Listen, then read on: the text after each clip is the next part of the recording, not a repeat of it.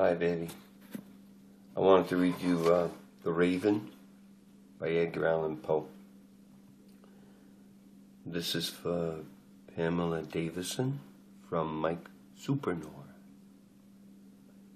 Once upon a midnight dreary, while I pondered weak and weary over many a quaint and curious volume of forgotten lore, while I pondered kneeling napping,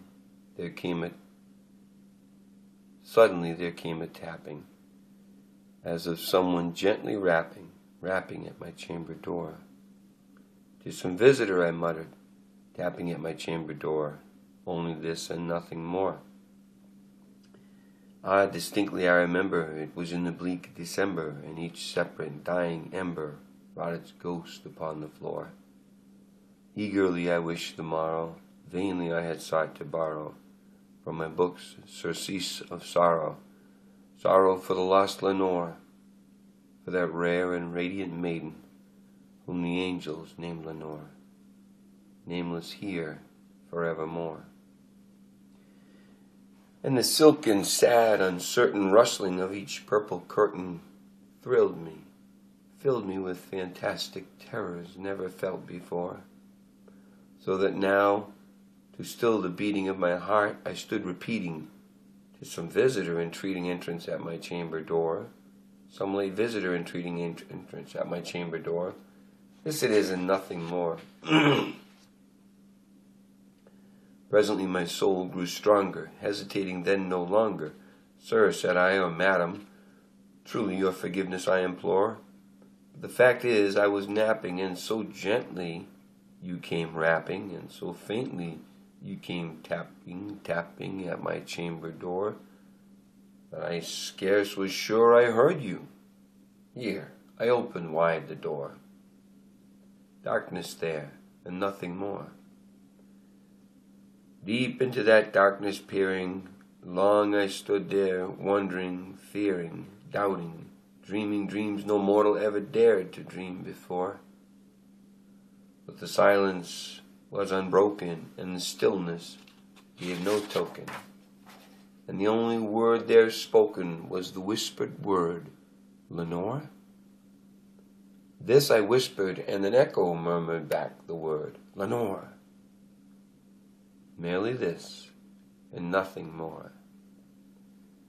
Back into the chamber turning, all my soul within me burning, soon again I heard a tapping somewhat louder than before. "Surely," said I, "surely that is something at my window lattice. Let me see then what thereat is, and this mystery explore. Let my heart be still a moment, and the mystery explore. 'Tis the wind, and nothing more." Open here I flung the shutter, when with many a flirt and flutter in here stepped the stately raven of the saintly days of yore. Nor the least obeisance made he, not a minute stopped or stayed he, but with mane of lord and lady perched above my chamber door, perched upon a bust of Pallas just above my chamber door, perched and sat, and nothing more. Then this ebony bird beguiling my sad fancy into smiling, by the grave and stern decorum of the countenance it wore. "Though thy chest be shorn and shaven, thou," I said, "art sure no craven, ghastly grim and ancient raven, wandering from the nightly shore. Tell me what thy lordly name is on the night's plutonium shore." Quoth the raven, "Nevermore." Much I marveled this ungainly fowl to hear discourse so plainly, though its answer little meaning, little relevance bore. For we cannot help agreeing that no living human being ever yet was blessed with seeing bird above his chamber door, bird or beast upon the sculpted bust above his chamber door, with such a name as Nevermore. But the raven, sitting lonely on the placid bust, spoke only that one word, as if his soul in that one word he did outpour. Nothing farther than he uttered, not a feather then he fluttered, till I scarcely more than muttered, other friends have flown before, on the morrow he will leave me, as my hopes have flown before. Then the bird said, nevermore. Startled at the stillness broken by reply so aptly spoken, doubtless, said I, what it utters is its only stock and store, caught from some unhappy master, whom unmerciful disaster followed fast and followed faster, till his songs one burden bore, till the dirges of his hope the melancholy burden bore of never, nevermore. But the raven still beguiling my sad fancy into smiling, straight I wheeled a cushioned seat in front of bird and bust and door.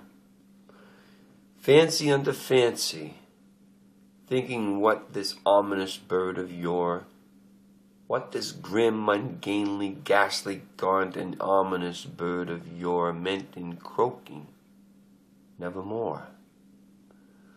This I sat engaged in guessing, but no syllable expressing to the fowl whose fiery eyes now burned into my bosom's core. This and more I sat divining, with my head at ease reclining on the cushion's velvet lining, that the lamplight gloated o'er, but whose velvet violet lining, with the lamplight gloating o'er, she shall pass, nevermore. Then methought the air grew denser, perfumed from an unseen censer, swung by seraphim whose footfalls tinkled on the tufted floor. Wretch, I cried, thy God hath sent thee, by these angels he hath sent thee, respite, and nepenthe from my memory of Lenore. Quaff, oh quaff this kind nepenthe, and forget this lost Lenore. Quoth the raven, nevermore. Prophet, said I, thing of evil, prophet still, if bird or devil, whether tempter sent or whether tempest tossed thee here ashore, desolate, yet all undaunted, on this desert land enchanted, on this home by horror haunted, tell me truly, I implore, is there balm in Gilead? Tell me, I implore, quoth the raven, nevermore. Prophet, said I, thing of evil, prophet still, if bird or devil, by that heaven that bends above us, by that God we both adore, tell this soul with sorrow laden, if within the distant Aidenn it shall clasp a sainted maiden whom the angels named Lenore. Clasp a rare and radiant maiden whom the angels named Lenore.